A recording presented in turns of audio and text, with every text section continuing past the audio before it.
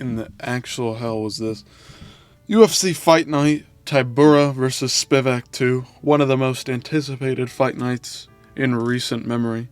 One that I was looking forward to the moment it was announced. And, speaking of the rest of the card had some real big names on it. Huge names like Chepe Mariscal, Damon Jackson, the new hair transplant guy. Who else? I couldn't fucking tell you. Danny Barlow, decent prospect, right? Who else? Yusuf Zalal, decent younger guy, right? On the come up? Right. So I've been taking my videos pretty seriously here. Here's where we go off the rails and rattle off some shit that the UFC's been throwing out there, shoving it right down your throat. Chris Gutierrez. I wanted to recap this fight night, but I can't even give it to you straight. I fell asleep twice during this fight card, and I'll tell you exactly where.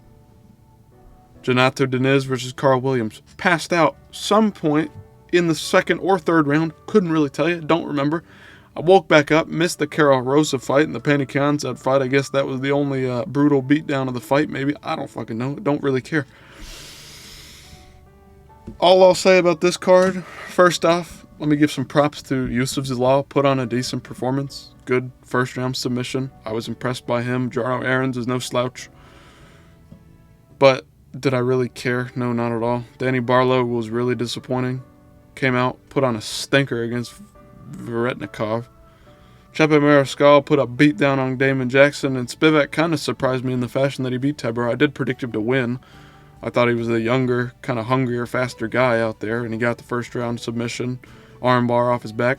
Good for him. Whatever. Don't really fucking care. Top 10 heavyweights. Sloppy dudes. Don't fucking care. Look at all these decisions, man. Damon Jackson, Chepe Mariscal. Unanimous decision. Danny Barlow, split decision. Chris Gutierrez, unanimous decision over fucking debuting fighter Kwang Lee.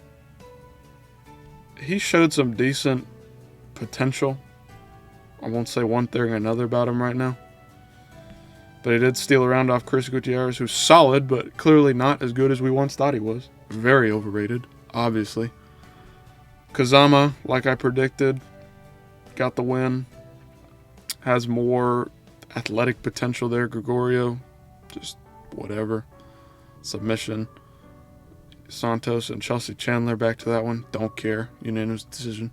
Carol Rosa, unanimous decision.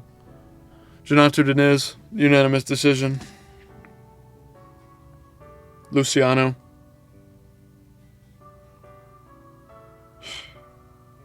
Boring. She looked like she could have finished the other girl. She's hot, I guess. Like, that's about the only takeaway I had from that one. I'm just going to have to keep talking about this over and over again, but these cards are kind of just unacceptable trash unless the UFC wants to market it the right way. I don't know what I can tell them more. Like, what can I say? Start something called the Apex series where you put out cards like this, except you put only the prospects and only the old people on them. You shorten them to 7 or 8 fights a card, kind of like the Contender Series thing, and you just run a 2-hour, 3-hour program, cut out all the interviews unless some kind of spectacular knockout happens, but Kwang Lee, Danny Barlow, Kazama, Renato Diniz, Zalal, Luciano down here, Stephanie, like, I'm fine with them being on the card as long as there's some kind of through line, some kind of prospect building formula here where they go through the Dana White Contender Series. I earned my contract. I earned some kind of pay, serious kind of career changing payment heading into these Apex Series fights where you put a meh main event like a Marcin Tybura versus Sergei Spivak, 2 top 10 heavyweights kind of on the verge of breaking into the top 5. Don't really care about it, but it's a bigger name kind of thing. But you build the card based off the prospects and what you can use their highlights for when building a card, building a promo package to the casuals.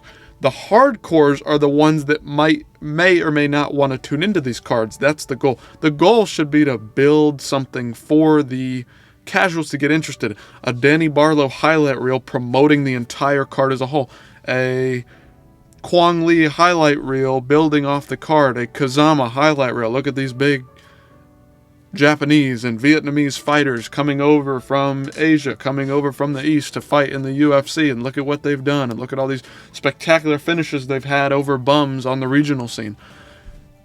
You have to be able to build this stuff. I don't know what you want to call it. I would call it the Apex series and run a 2 or 3 hour show. Quick, easy, snappy, like the Dana White Contender Series. I love watching the Dana White Contender Series because I can just sit down for 2 hours and get 6 fights and not mess up my entire day if the fights are terrible, but typically the fights are really good because they're fighting for their contract. They're fighting for their livelihood.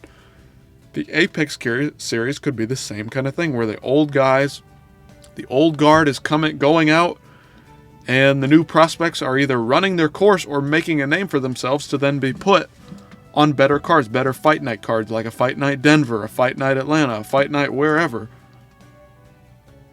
Building up a series of fighters to move from one aspect of the sport to the next. They go from the regional scene, LFA, Cage Warriors, Cage Fury, whatever. They get on contenders. They win their contenders fight. They're in the UFC. They've got the UFC name. They've got the UFC uniform. They've got the UFC coverage, the UFC platform.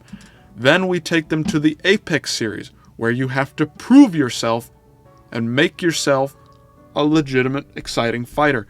Much like baseball. When you draft baseball players, they don't all just go to the Yankees or the Red Sox or the Dodgers. They have to work their way up through a feeder system, through minor leagues, unless they're a legitimate talent coming out and they're like, whoa, boom, these guys are ready to go. There are some guys like that, like a Bo Nickel per se, like a, can't think of one off the top of my head, maybe a Mike Mallet, who's a Canadian type of fighter, somebody that you can have a fan base around to then put right into those cards. That's perfectly fine, nothing wrong with that. But I'm tired of these fucking cards, and this one in specific. Sometimes these shitty cards on paper end up being something good, but this one was just awful. I mean, it was, every goddamn fight had nothing. I could care less about what happened. I just wanted to see good fights, and they didn't even deliver. The most interesting fights were one-way beatdowns. That's not what I want to see. That's not mixed martial arts. I'm sorry. What more is there to say on this card? Really nothing at all. Good for Sergei Spivak. Maybe he's improving. Make it interesting. A lighter, faster, heavyweight.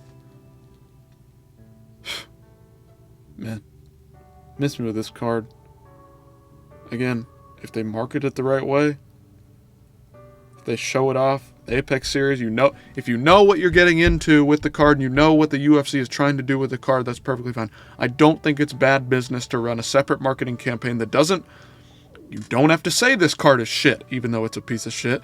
You just market it in a different way, much like the John Jones situation. Do I think Dana really thinks John Jones is the best fighter in the world? I don't know, but it's smart business to drum up a rematch, or not a rematch, but a fight with Tom Aspinall by saying John Jones is the best. Come on, UFC. Tell us the truth.